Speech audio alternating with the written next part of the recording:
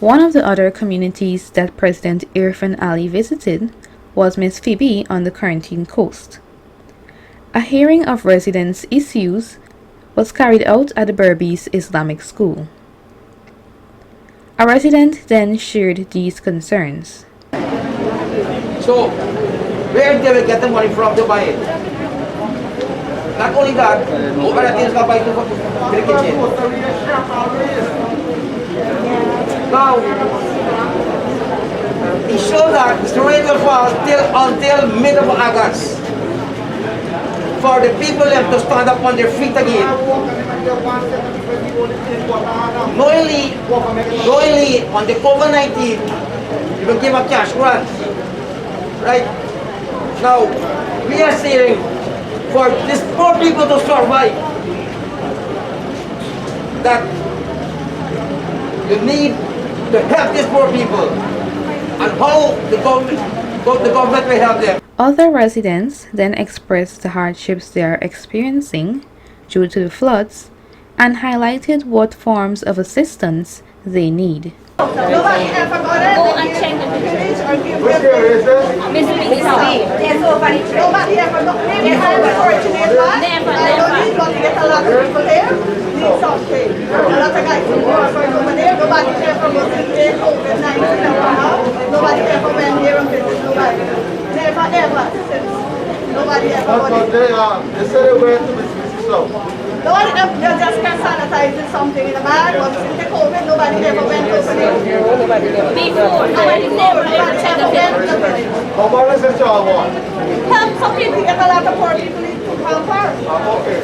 The persistent rainfall and the overtopping of the creek at the back of us there. Nevertheless, we are kindly and sincerely asking, which is our top priority and of paramount importance, for the dam along this train line canal here, this be south, to be built. They were never down there. So because of the overtopping and overflowing of the canal, the water is getting into the village. Point two, we are kindly asking for the interlocking trains to be dug out. Based on the engineer assessment from the RDC yesterday, there was an assessment done. We had earmarked about 15 tubings to be installed in the community. We'll be grateful if that can be done very soon.